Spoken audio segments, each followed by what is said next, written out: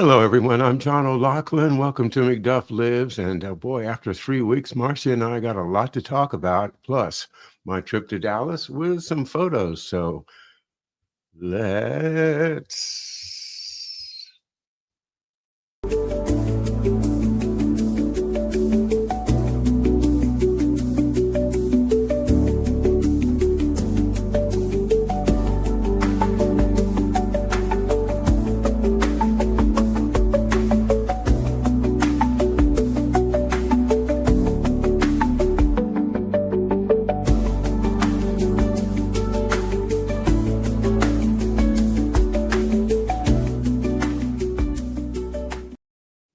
All right. Once again, I'm John O'Loughlin. Welcome to McDuff Lives, and it's our Friday live chat with Marcia. So hello, Marcia. Welcome back. Thank you. Welcome back to you too. It's good to be here. Yeah.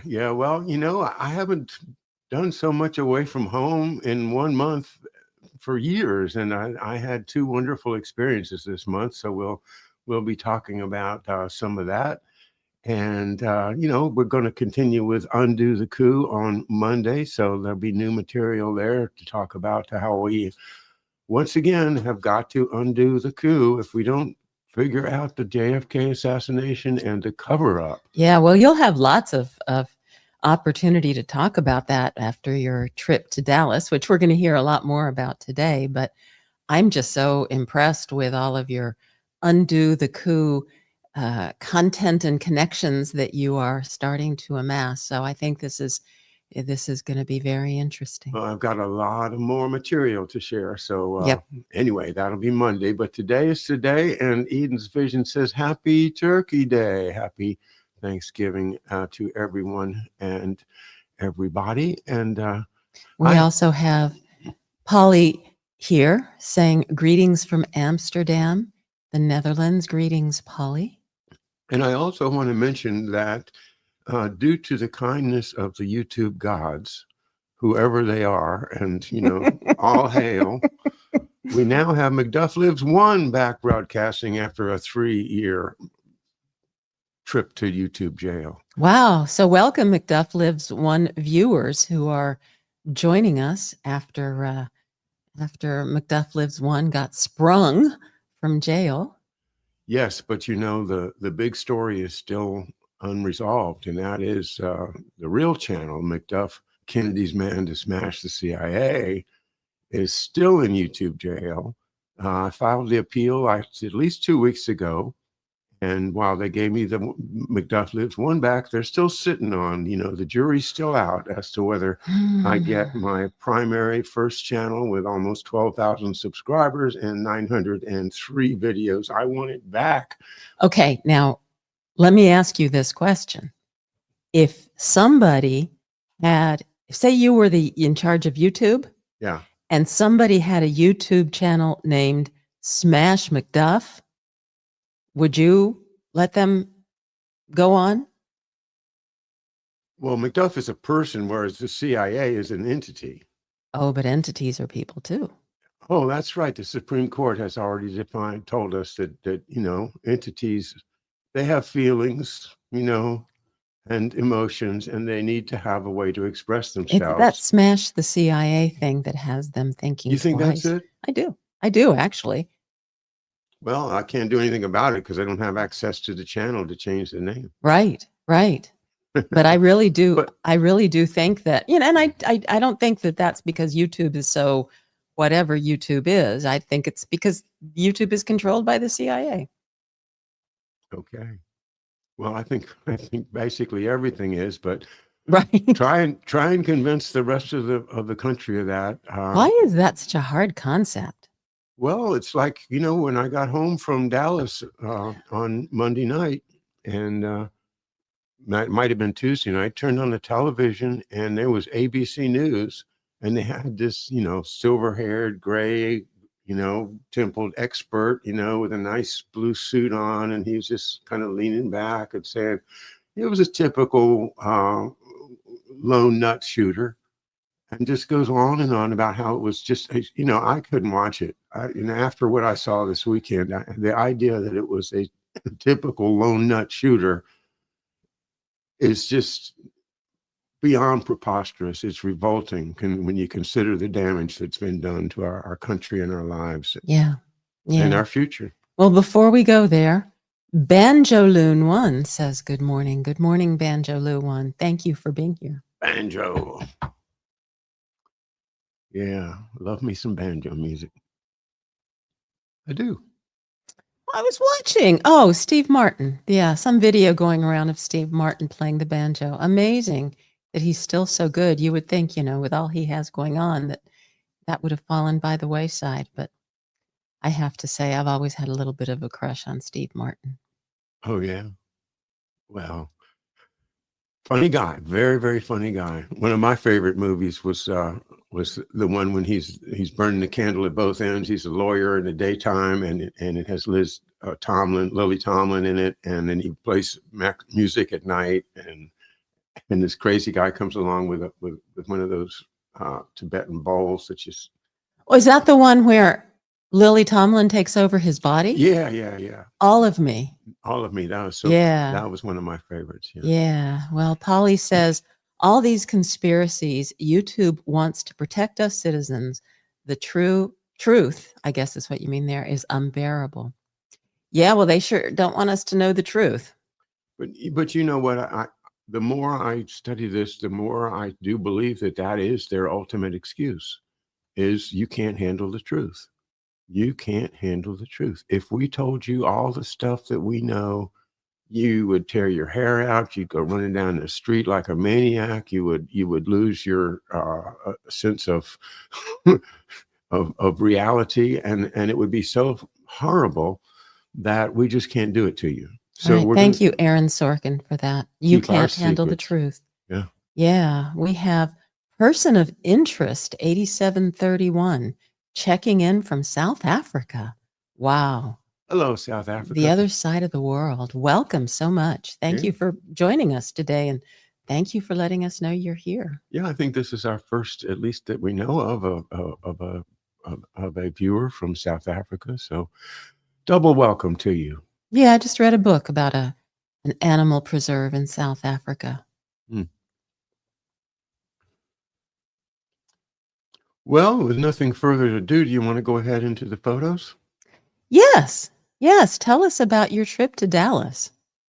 Well, I'm going to be sharing, more details of it as time goes on. I am still kind of organizing what I want to show, but we just give you a little taste from the photos today. Yeah, I mean, there was so much content, and so much of it I think is going to be, coming up in your Undo the Coup presentations that you're going to be doing moving forward. But yeah, the trip itself, it sounds so interesting. All right. So this is not Dallas. This is Beach Haven, New Jersey, at the Surflight Theater, where I was performing as Lieutenant Zuniga in the opera Carmen, with this very, very lovely and excellent singer playing Michaela. And so just a still from that for you, because that's what I did the weekend before last. And so now let's move forward. That's my plane ticket. That's me in the airport. This is the first speaker. His name is Casey Quinlan. And if you see in front of the screen there is a styrofoam mannequin. And wait, I'm going to stop you, because before you get into that, why don't you just give a general overview of the fact of what this was that you went to in Dallas? This was the JFK Historical Group annual JFK conference at the DoubleTree Hotel in Dallas, Texas, from November 20th to 23rd. It was titled History Declassified: Pursuing Truth and Justice in the Murder of President John F. Kennedy. So, and so there must have been 20 speakers at this. And this gentleman, Casey Quinlan, has done a tremendous amount of work analyzing the trajectory of bullets that must have happened due to the way the wounds are and where the shooters may have been. So that's one of the many aspects of the murder that people have focused on. And this is what Casey Quinlan is doing. Other people are doing other different parts of it, and it, sometimes they disagree. There's often people that'll say, you know, it was this person, no, it was that person, but then they both know that there's no reason to argue about it. We're just going to keep on working on it and uncovering more and more and more, and you know, the truth will out at some point. So how many, the event was 3 days? Yeah, it started on Thursday, November 20th at 9 a.m. and it went over into Sunday. Sunday morning, we had a couple of really interesting presentations. One from Judith Ferry Baker, and the other from a man named Larry Rivera, who is bilingual Spanish and has studied the Cuban aspect of the Bay of Pigs. Yeah, absolutely. And the people involved there. And it was just wonderful to hear such an amazing, detailed, and, you know, I came away from that thinking, you know, the guys that get involved in these things, you know, like in Cuba, they are living under a repressive regime, whether it's Batista or Castro. It's the same problem. They're not living freely, and they're controlled, and they're not able to make any money. And so they want to do something for their people. It's just like the Irish, you know, in the various Irish risings, that these are poor people who are desperate, but just can't stand the idea of their children and their grandchildren living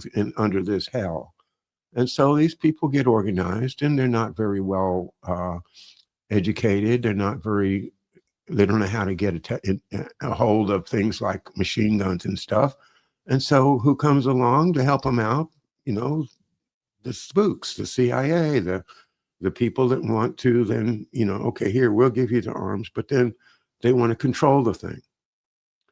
And that's where people get trapped. And they got trapped under Batista, and they got trapped under Castro. And, you know, that idea that stuck with me is that these people are good-hearted people who just can't stand it anymore, and they'll give up their life freely just so that there's some hope for the next generation in their country. Wow.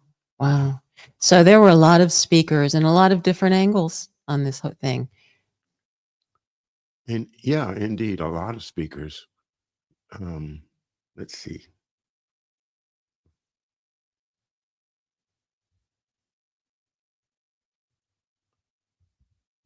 What are you looking for? I am technically incompetent, so I just need a second.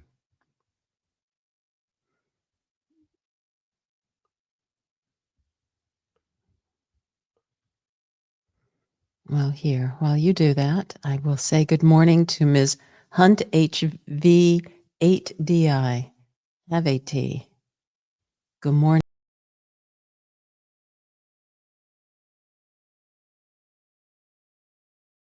Can I? All right. Now we're switched. Okay. And then person of interest says, when we know what happened to JFK, we'll know what happened to CK. Nobody buys the story we are given. How long? Oh, Lord. Charlie Kirk. Yep, Charlie Kirk. Oh, yeah. I mean, this is, you know, I've been, ever since the Butler, Pennsylvania shooting, I've just kind of thrown up my hands and said, you know, that they're going to hide this stuff, but both parties have an interest in keeping it hidden for some reason. I don't know why, but I think it has a lot to do with blackmail, Israel, British intelligence, Mossad, and all kinds of scary things. Well, it has a lot to do with what Harley was talking about on Tuesday. It has to do with controlling the economy. And if you have somebody who is preventing you from controlling the economy or from exposing your work to control the economy, who is trying to expose it, you got to get rid of that person. It's just an example of the crowd shot. This is about a quarter of the room, so I'd say there was 200 people there approximately. Wow. Just a picture I took because I liked that image. There is Casey Quinlan discussing. I guess I got a close up. I haven't really gone through these guys, so Yeah, just an idea of sort of what went on during the event. yeah, this is somebody playing a old film, and you can see that's the grassy knoll and the car going by. And I think in that photo there is a hint, if not actual proof, of a shooter over the picket fence that you can see in the upper left.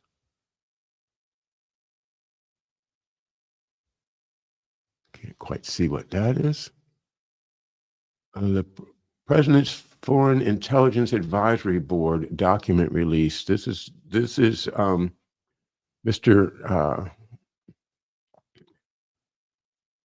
Oh, I'm sorry, I don't have his name.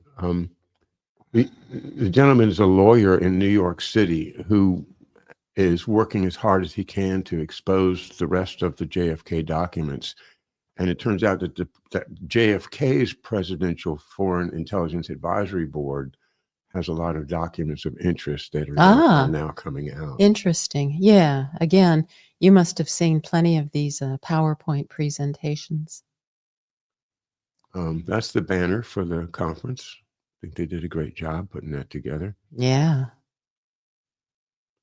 A little closer up of poor John F. Kennedy with his trajectories. And of course, all of this is controversial. People will argue this way or that way, but this is... Now, how many of these represent one bullet? Right. And if you even try to answer that one without, stuffing into questions. So you'd actually have to have Casey Quinlan explain it to you. Yes. This is a new friend of mine. His name is Robert Morrow, and Robert Morrow is a Texan from Austin, Texas. He's dabbled in politics and has a real Texan personality, one of those guys that'll say whatever he wants to, whenever he wants to. And just sometimes the media can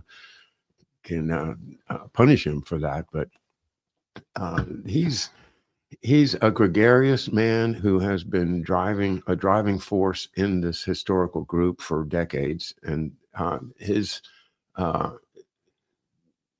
generosity took me out to a dinner on how nice. Yeah, on Saturday night we went out to a very special, famous restaurant called Campese's. And Campese's is the restaurant where Jack Ruby hung out and supposedly had dinner there the night before he killed Lee Harvey Oswald. Wow. Wow. Yeah, and so Mr. Morrow took me and 5 other people over to the restaurant, and the inside of the restaurant is like, your basic Godfather movie set, it's like, red lights and all kinds of framed photos of people all over the walls, and just, and the waiter, of course, is Italian. And so you have that complete atmosphere right there. It's called the Egyptian restaurant, and that's Campese's Egyptian is what they call it. And there's a big sign in front that says the Egyptian. And the story behind it was that when Campese bought it, he didn't have enough money to buy a new sign, so he just kept on calling it the Egyptian, and so that's why it's yeah. That was long before. Yeah, that's right. So that was fun. Oh, same picture. This is the beginning of the videotape that I was taken on a private tour to go through. This is going on in the we're entering that white monument. There is a JFK monument, and we are entering underneath the railroad bridge, the famous railroad bridge. So we're going toward Dealey Plaza, which is right in front of us there. I'll play the whole video for you as soon as I time for it on the show. let's see, what is it? 6 minutes long. I think that's might be too long for now. What do you think? This is the video that you posted on social media. Yeah. Yeah, it's a good video. I don't know. I have mixed feelings here. It's 6 minutes long, but I learned from it because you're in the car and the gentleman in the car is giving you a lot of information about what's what and that whole layout of the land. You did post it on social media, so it is there. It's an interesting video. You could play it, but or you'll have plenty of opportunities in the future too. Now I've lost control of it.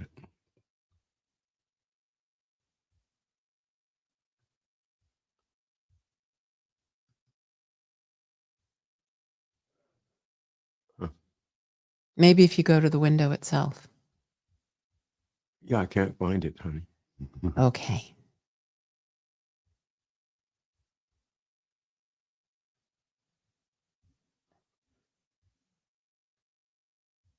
I apologize, guys. I just not too good at this.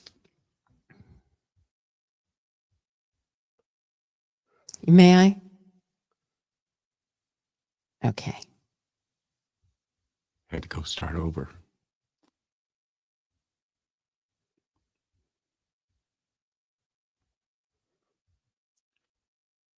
Stop screen. Share screen. Go to window. Okay. Now. Just more video for from the ride now.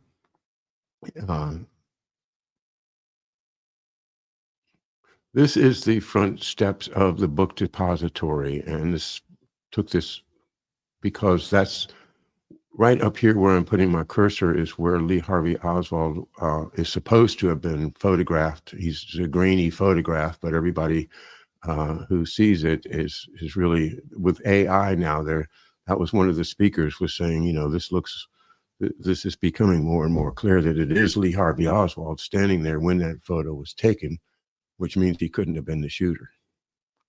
Wouldn't that be amazing to actually have that kind of proof?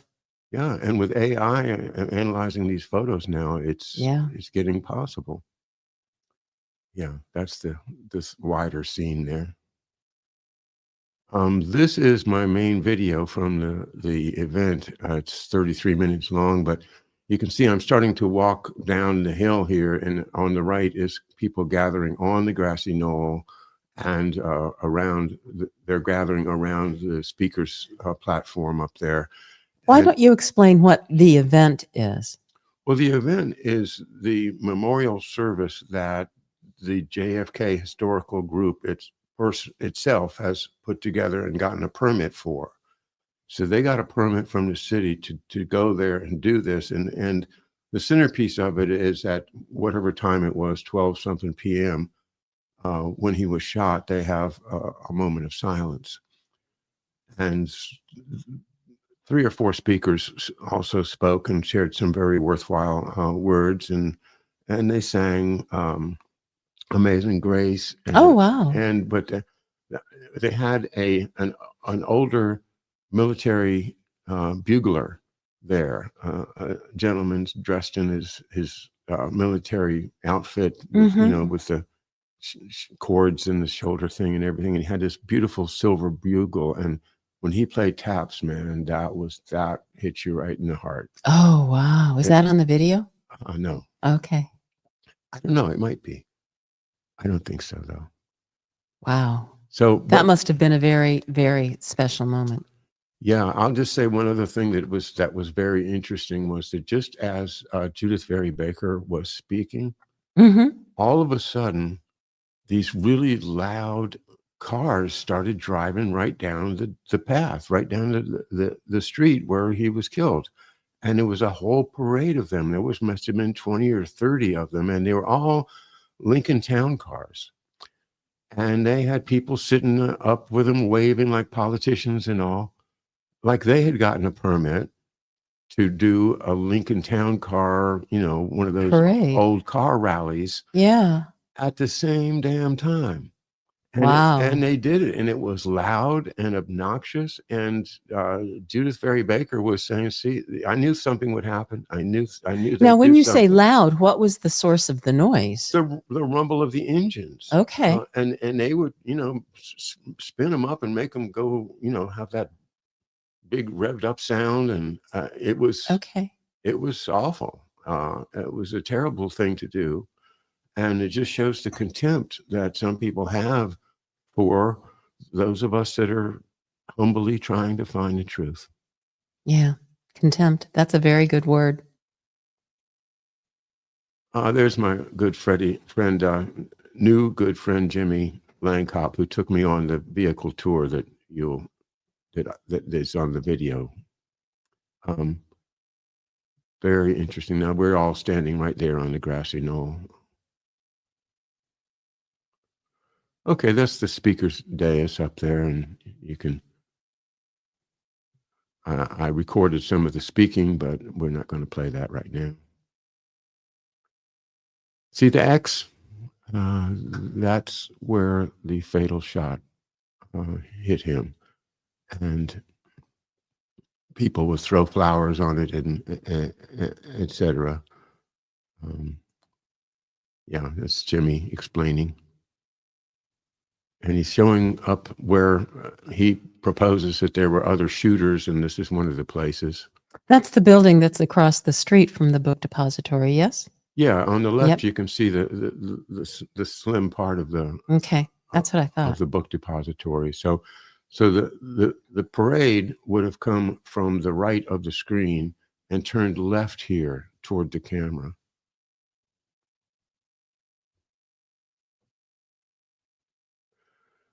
And here I just want to make this point, because I think it's just one of the most important things I took away from the conference is we're looking up from the street at the 6th floor of the book depository, where supposedly Lee Harvey Oswald fired his And it's the next to the top floor. It's not the top floor. It's the one below, all the way to the right. Yes. Right. So this is where Oswald is supposed to have fired, the 3 shots at Kennedy and the magic bullet, including the magic bullet. Well, the problem is that this is a very sharp, steep angle. Yes. And the car is moving. Whereas if he's sitting up there in the book depository before the car makes the turn, then he's got a direct shot right at him. And the car keeps getting closer and closer and closer to the shooter. So he should, if he was up there and wanted to kill Kennedy, his best bet was to shoot before the car turned left, because now he's got to shoot down as well as forward and keep moving the gun. I mean, the car is basically stable as it's driving towards him, but now it's going past him at whatever, 20 or 30 miles an hour. It's an impossible shot. And lots of people have tried to reduplicate it, and they can't do it. And unless you're actually there, but I think this picture helps. Unless you're actually there, you don't get the impression what the locals say. The locals will say, no, that just couldn't have happened. And as far as going up there myself, most of the people said, oh, don't even do it. It's just the official narrative. They're just going to try to keep drumming the official narrative at you. And it's not, and everything's been moved, like, the place where the boxes were supposedly, when, they weren't there, and lots of details that the locals know. But even from this photograph, I think it's a pretty good case that no, that's not where you shoot to kill somebody. Razvedka says, nobody fired from up there, John. Just didn't happen. Exactly. We know that, but yet they keep trying to suggest it. Yeah. And there's another little bit of video, which I'm going to edit them down so that we don't have to play them all at once.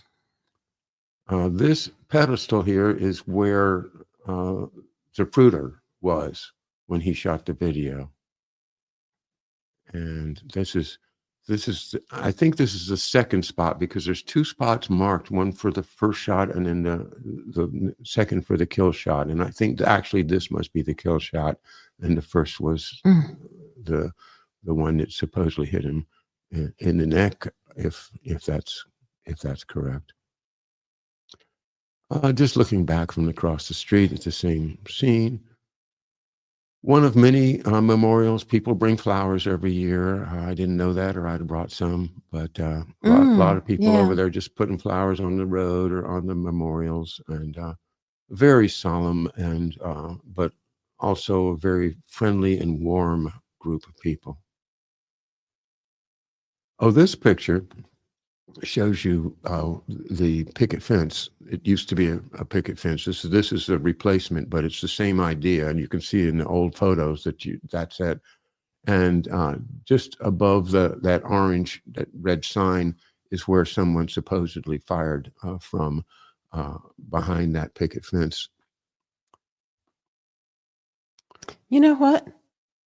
It's probably too late, but Razvedka does say Rumble didn't pick up the stream, ? And I'm looking up there and I don't see Rumble as part of the stream. So we may not be on Rumble today, but oh no. Yeah. I don't know if that's what that means, but it sounds like it. So sorry, guys. Anyway, go on. We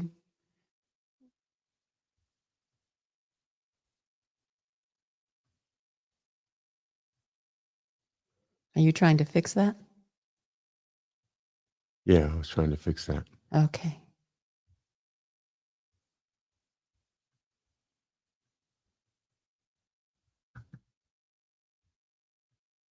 Thank you, Razvedka, for letting us know. Oh, Wow, yeah. our Rumble viewers, we apologize. Technically, the Rumble channel didn't get connected, and we are. I'm embarrassed that didn't happen, but that's what happened this morning. We've been broadcasting since 11 a.m. on our 3 YouTube channels, on X and on Facebook. So if you want to catch the replay, that would be where to go. Thanks for Razvedka for alerting us that the Rumble didn't pick up the stream. So we got you now, and we've got almost a half hour left in the show. So great. All right. And so just, if I may, for those of you who might be on Rumble, John is talking about his trip to Dallas to the JFK Historical Annual Convention and showing some photos that he took at that event. And so, yeah, and I was just talking about this fence here is a replacement of the picket fence from which someone is alleged to have fired a shot at Kennedy. Just more of the same. Looking from behind the fence, looking over the fence into the parking lot where things happen, and you can see the railroad track back there where the 3 tramps went and hid in a railroad car. And so that's the parking lot they ran through to get to the boxcar, or some people say a coal car, to hide while the investigation proceeded. All right, and pretty much the same. There's a control tower there from which one of the witnesses that was famously recorded early on after the event. That's where he was when he saw what he saw. So that probably has to do with the 3 tramps and what went on behind the picket fence. This is the famous railroad bridge, and in the far left of the bridge, underneath of that tree, the bridge actually extends around a corner there, and there's a little white spot of light just above my cursor, which allows a person to actually, if they wanted to poke a rifle through there, and that is one of the strong possibilities of where the kill shot came from. And is this the underpass after he was shot? The motorcade goes under the underpass. That's right, under the underpass, and down a couple miles away to Parkland Hospital. This is a good view. I'm up on the railroad bridge now, and so you can see that kind of triangle of land there is where a number of the witnesses were that are in the Zapruder film. Um, and the whole idea of, just to make this point again, that if they'd have gone down this straight street here, then it would have been a much safer route. But to have to come down here and make that sharp turn to get onto this curvy road going right in front of the book depository, it just wasn't a smart idea. They could have gotten there, because they're going to the World Trade Mart. Mm-hmm. So they could have gone down the main street instead of taking that diversion. That's one of the main issues that is discussed by people over and over again. And one of the things that makes logic, there's so much logic behind, hey, this was a setup. Razvedka says, clear pics, good views. Nice. Yeah, and this is a video, same spot. That's my friend Jimmy. And now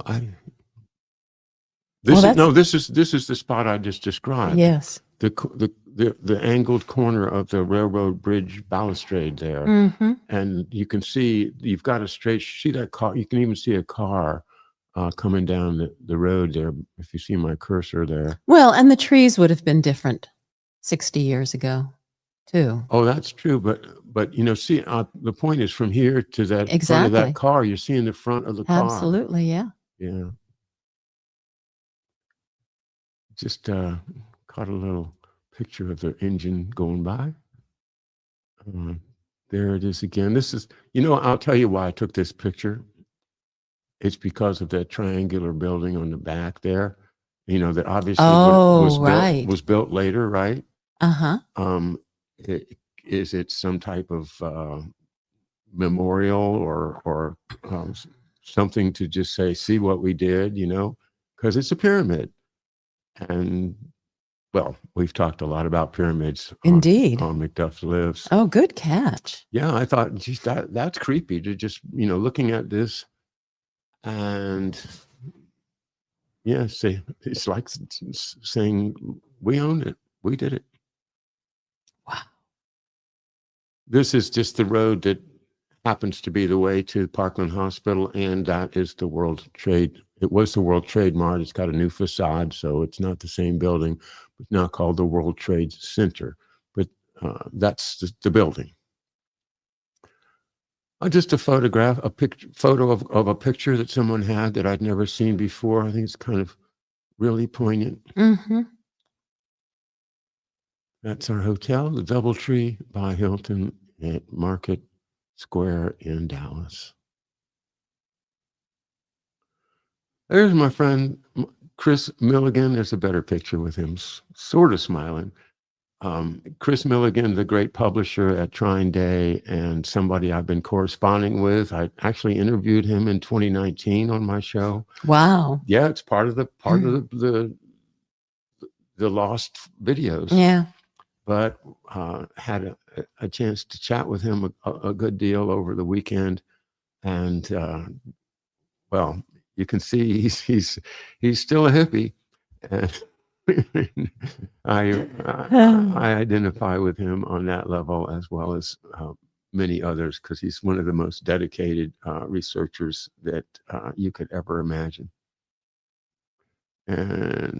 And there is, to wrap this up, that's my new good friend, MC Armstrong.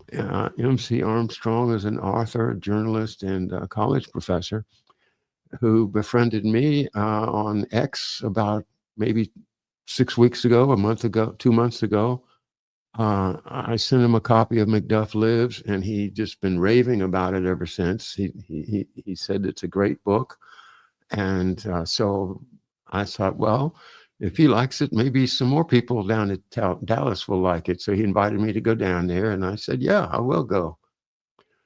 And it's so nice to just be able to contact, somebody that actually, Matt Armstrong is an authority on this stuff. and just have him say, John, your book is great. It adds a lot to our understanding. And the whole story of my dad's career, especially the saxa part, which Oh, yeah. you guys know about, but none of them knew about it. None of these people had ever dealt with the issue of where did President Kennedy want to place special ops when he took them away from the CIA? And the answer is saxa. Yeah. Yeah. You have a lot to share with those folks. And they're really smart folks who have been researching this for a very, very long time. And let's get out of that and back to you and me. There we are. Oh, and let's make us the big head view. Uh-oh. Marcia, you're a little fuzzy. Am I? Yeah. Well, that's funny because you were fuzzy when we started. You were fuzzy to me because I'm not fuzzy to me. So don't worry about it. All right. I wish I could. So big respect from the Highlands of Scotland. Peace, love, and light, says Stuart Brown. Thank you, Stuart. Thank you very much, Stuart. All the best to all of our great Scottish friends. My heritage. Yeah, your heritage. Yeah. The Keiths, if you're from Scotland, the Keith family and the story of them back with the Marshalls and back into the 1200s, 1300s, and ancient, noble. It's my understanding that my Keiths came from Scotland in the 18th century. Mm-hmm. They came over here to the New World. Yeah. Yeah. Yeah. And I've never been to Scotland. So hopefully, Stuart, I'll get to do that someday. I keep telling you we're going to go to Scotland, but we haven't made it yet. But yeah, we will. We'll make it. Yeah. Yeah. I will also comment that the idea that I could actually just get on a plane and go to Dallas was something that I wouldn't have done 4 or 5 years ago. I wouldn't do it. I wouldn't have done it 2 years ago because of the cancer that I have. I'm afraid that if there's any disease out there, whether it's COVID or the flu or anything else, that it'll assault my immune system and cause a relapse. And so I was scared to go anywhere. I skipped a lot of important events. I didn't do any singing. And so this is kind of like getting out of jail in a way. It's like, yeah, I can go to the airport. I can get on a plane. I can go, 1,000 miles away, get home, be perfectly healthy the whole time. And that's normal. That's what it used to be. Right. But we had 5 years taken out of our lives. And, that's another part of what I try to work on is the medical aspect of what the creeps behind the scenes are doing. Yeah. Stuart says, yeah, very old noble Scottish family, the Keiths. Oh, nice. Nice. Yeah. That's interesting. Thank you, Stuart. Uh-huh. Well, we are also in business on Fridays of talking about big news stories of the week. And you mentioned our talk Tuesday on McDuff Lives with Harley Schlanger of the LaRouche organization.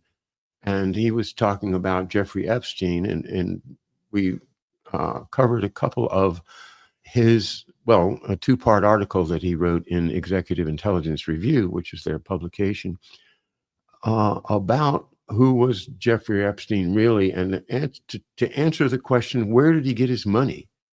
Because I think that's one of the things that people want to know is how could he buy, Epstein Island?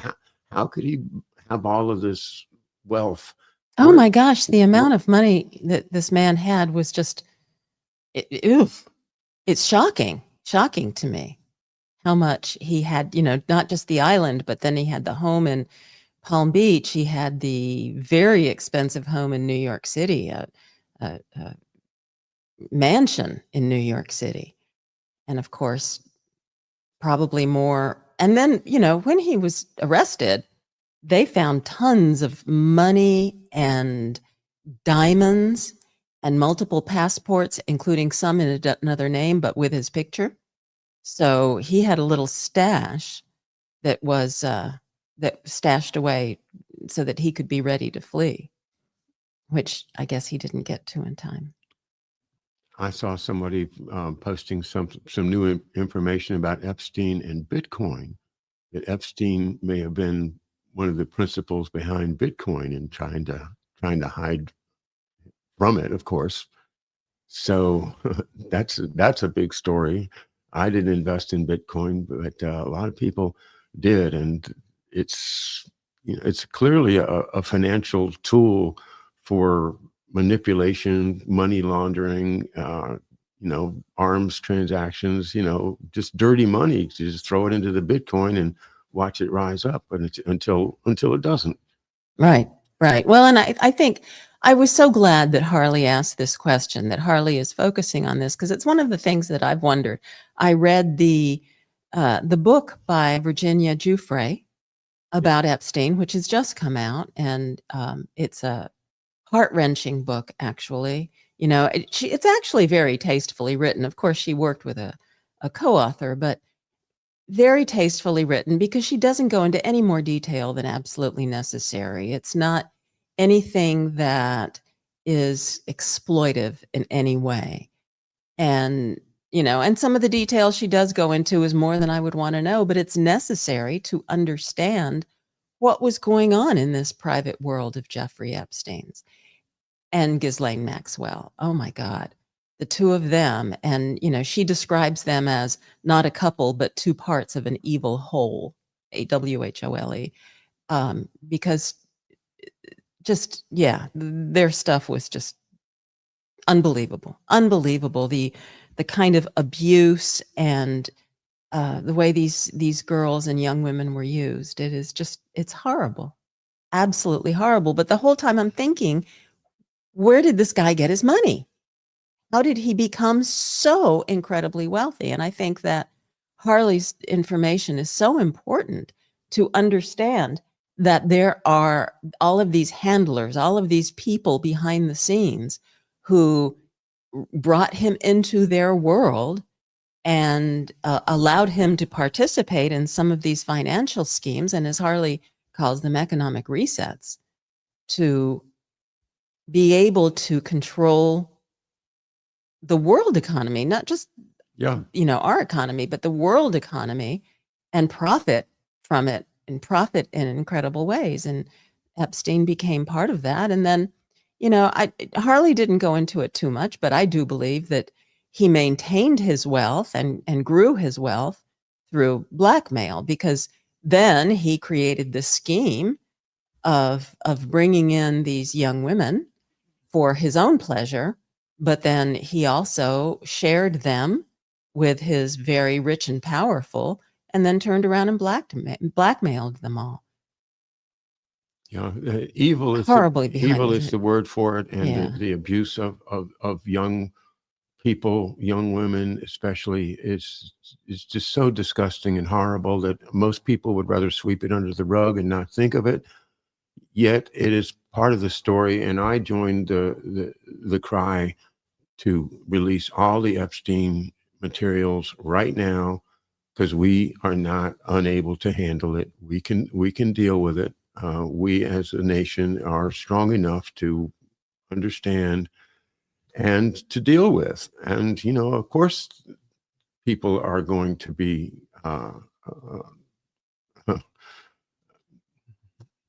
what I was going to say, lynched or otherwise. But I think people will respect the government if the government will start telling us the truth. Imagine that says, there we go. One of the largest single assets in his estate was a stake in Peter Thiel's venture capital fund, Valor Ventures. I want to go back to a comment from Corky, because I have a couple of thoughts to share on this. Corky, hello. Glad to have you once again. And my friend, you've been with me the whole ride. Yes. Yeah. So Corky, can we undo the coup already? How did the Dallas crowd react to that idea? Okay, now this is my idea.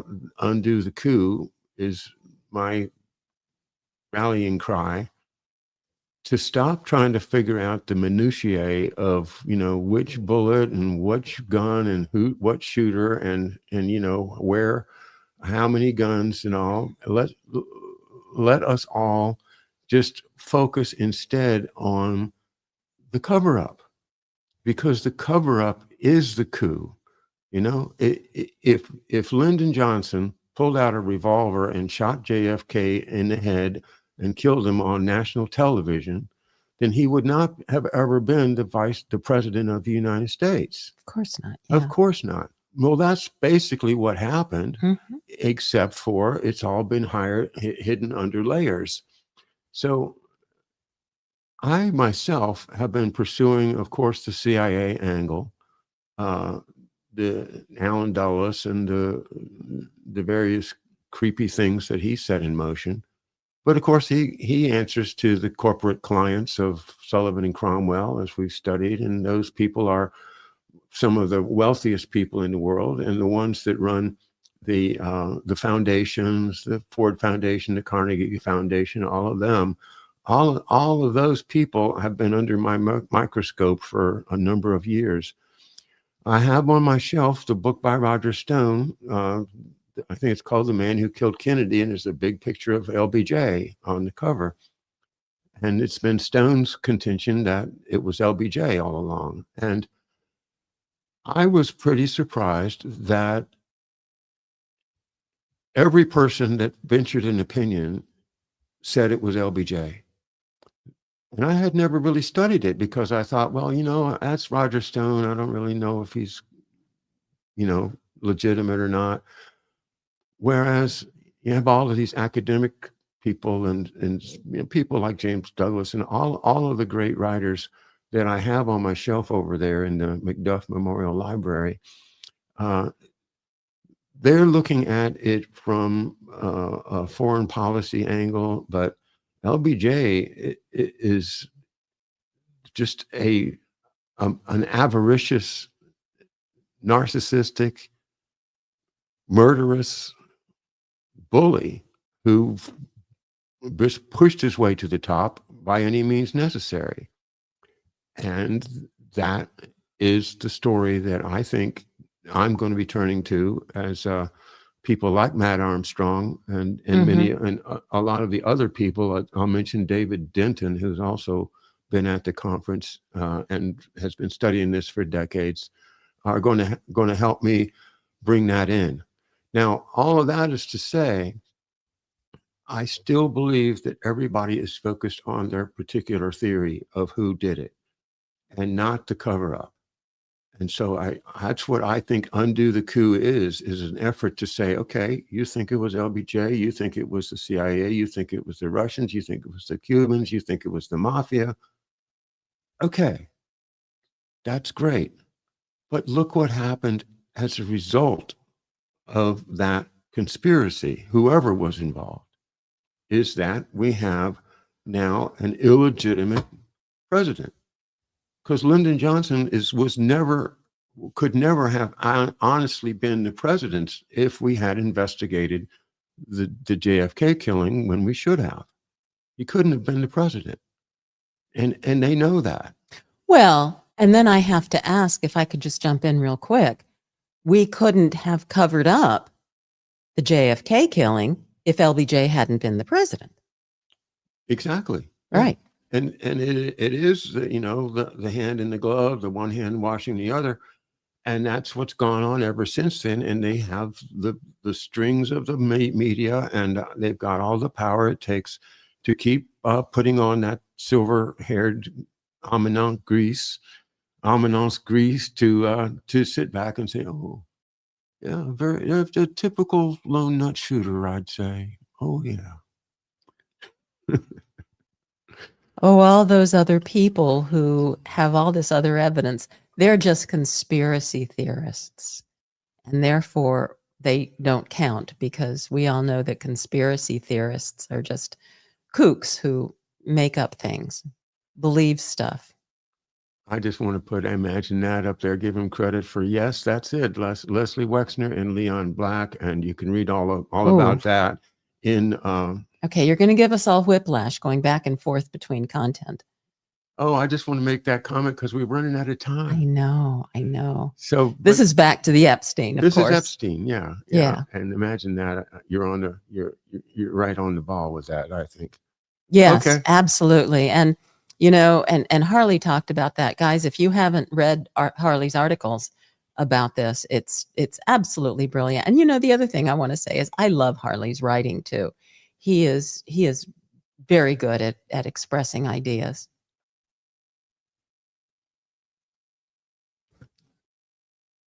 You looking through the comments, lots of interesting comments. I don't know where to go with them because we've been back and forth a bit. Can I just post one? Of course. Because it's your show. Because this is my old friend Enkidu Gilgamesh. And he and I have been corresponding, were corresponding from about 2017 up to a couple of years ago. And our big topic was weather modification and the weaponization of weather and the monetization of streams of water in the atmosphere and all that very interesting stuff. So I just want to say thanks for checking in with us, Enkidu. And the killing of JFK was mainly an operation of Israel in cooperation with the CIA. Now there is that whole. I'm on board with that. Right.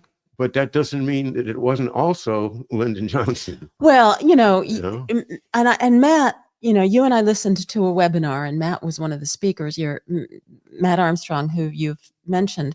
And, he makes a very important point that all of these different perspectives can coexist and can all be true.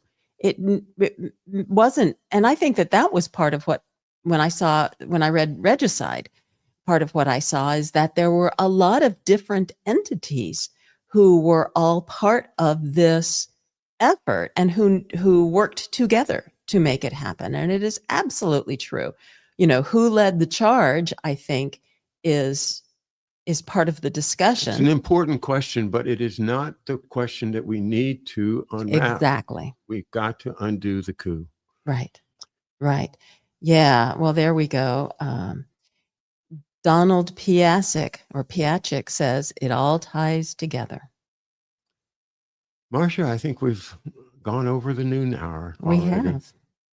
And it's great to be back here in It is good to be Island back. Studio. I've missed our Fridays together doing this. So, and I was so happy to add McDuff Lives 1 that I think I forgot to put the Rumble channel on this morning when I set up the show. So a deep apology to my Rumble followers. I love you all, and I won't ever do it again. There you go. So you can catch the part you didn't see on any of the 3 YouTube channels, on X and on Facebook. McDuff Lives. Have a great weekend, everybody. All righty. Thanks again, guys. Bye-bye.